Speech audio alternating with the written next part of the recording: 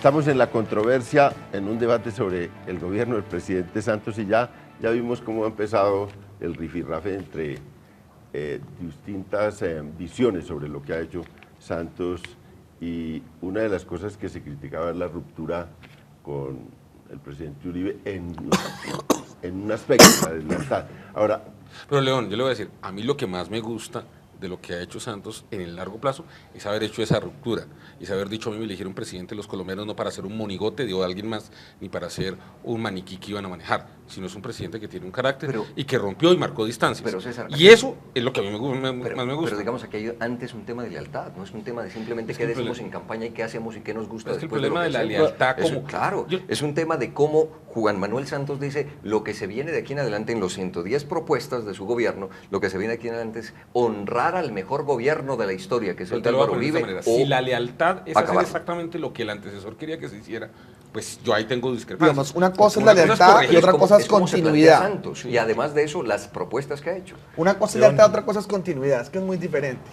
Digamos, yo creo que el presidente Uribe a lo mejor esperara que Juan Manuel Santos, electo presidente, fuera su empleado. Era muy difícil mantener continuidad de unas políticas. Yo creo que el presidente Santos ha continuado, al principio especialmente, tuvo continuidad sobre muchas políticas y sobre muchos funcionarios. Creo que la acentuación de la pelea está haciendo que Santos se encuentre su vocación real y está peleando el cobre. Y está cambiando y corrigiendo muchas cosas, y creo que la está corrigiendo para bien.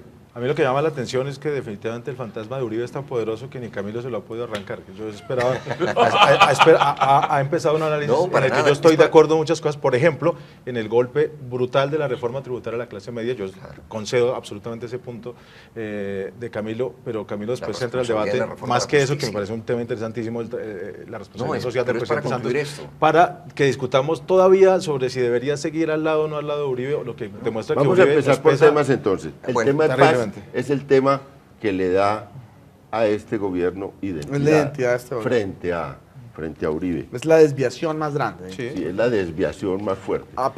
¿Ese tema cómo va? Entonces, a pesar, digamos, que el presidente Uribe también buscó acercamientos, que el presidente Uribe también buscó diálogos, la posibilidad de cerrar un acuerdo real en La Habana, sin duda marca mucho este gobierno. Si la paz es exitosa, esa nota del gobierno sin duda mejora de manera sustancial.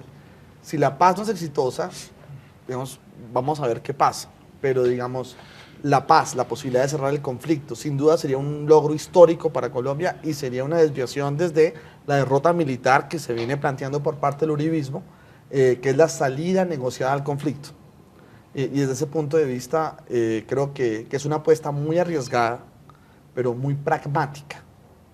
Una paz hecha sobre la fortaleza del Estado colombiano, la fortaleza militar de nuestras Fuerzas Armadas, una paz hecha sobre una necesidad real de las FARC de incorporarse a la sociedad civil, en la comprensión de que en América Latina la lucha armada frenó y que los gobiernos de izquierda sí pueden llegar a la presidencia, y una paz hecha bajo unas reglas estrictamente definidas sobre 6 puntos, donde hay unas negociaciones que pueden ser prósperas.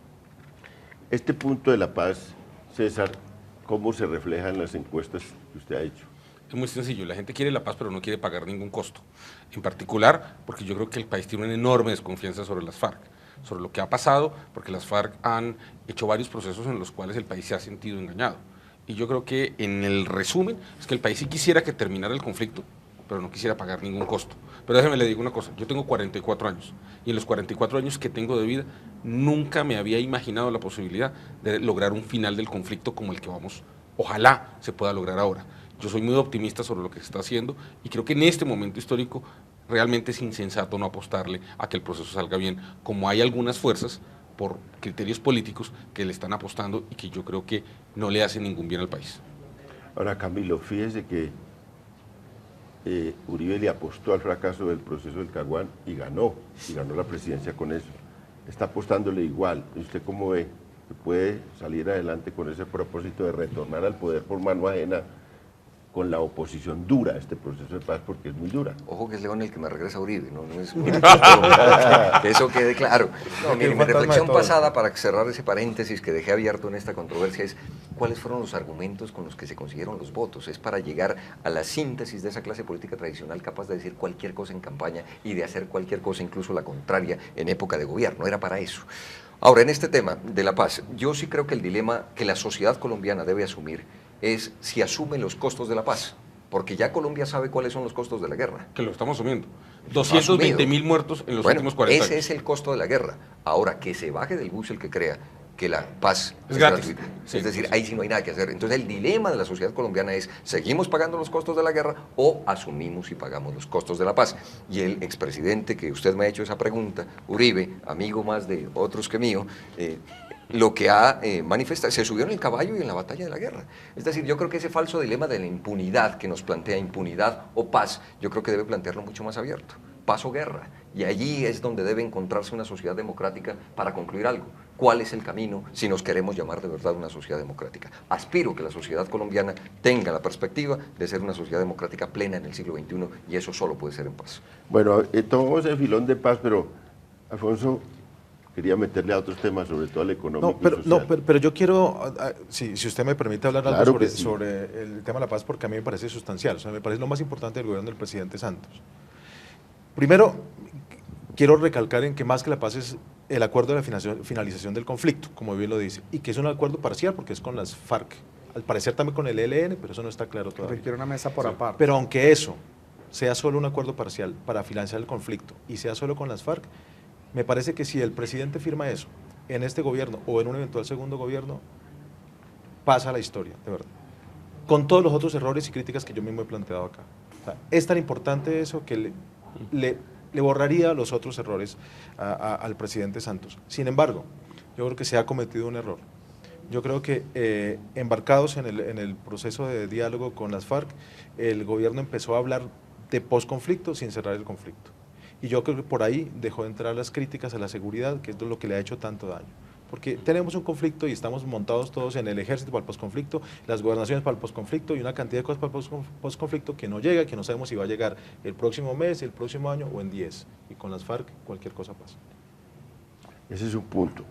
Yo quisiera irme, el tema económico, que es en otros países, el tema económico es la economía. Es el tema. Es lo central. Es el tema central. El número de empleos creados. Aquí el tema de seguridad, desafortunadamente 30 años llevamos en ese punto, porque nosotros es el tema económico y social en la región suramericana, en Estados Unidos, en Europa.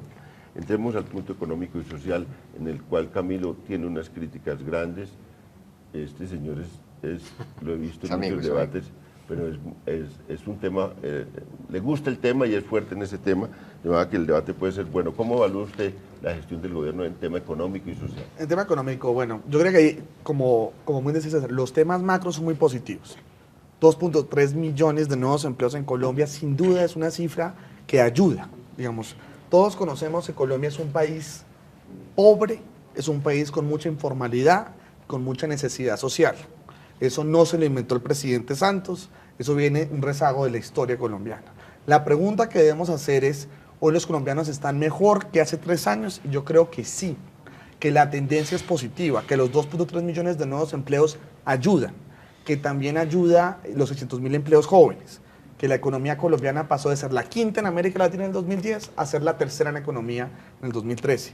Que temas como la pensión familiar, que ayuda a que 2 personas que no alcanzan a cotizar se junten para acceder a una pensión. Que temas como el 1.000.000 de tabletas gratis, las 100.000 viviendas gratis, son cosas que crean igualdad. Esta es la primera vez en la historia del país, se ha dicho, que los índices del coeficiente Gini, que es lo que mide la desigualdad en Colombia, mejoran. Hay retos, sí, yo creo que, digamos, en el bienestar social el tema de la salud es un problema mayúsculo para el gobierno nacional.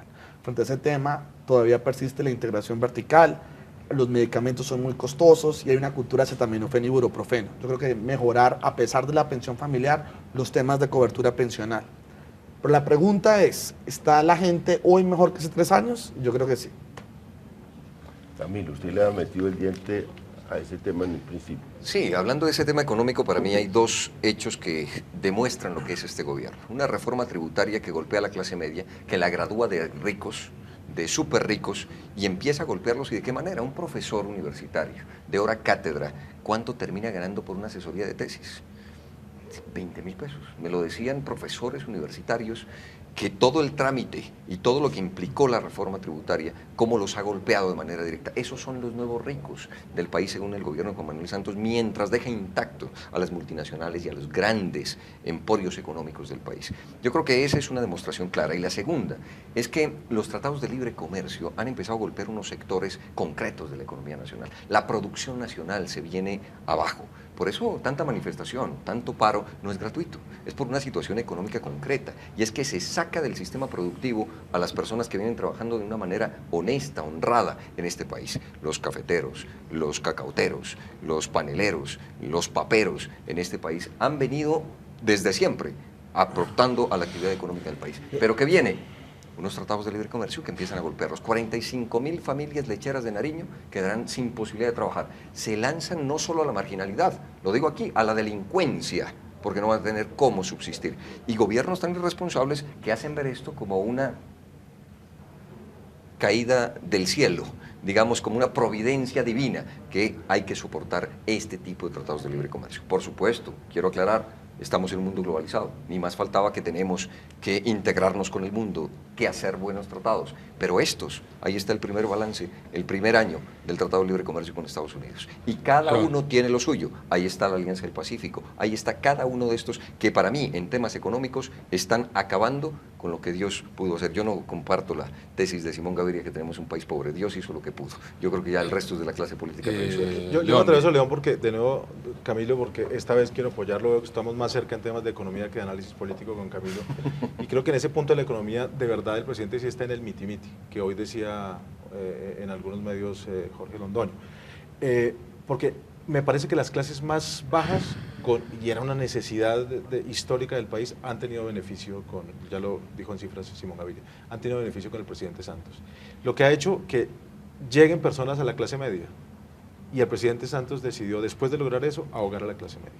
El gobierno del presidente Santos le ha dado muy duro a la clase media con la reforma tributaria y con una cantidad de medidas que les ha hecho daño. ¿Por qué?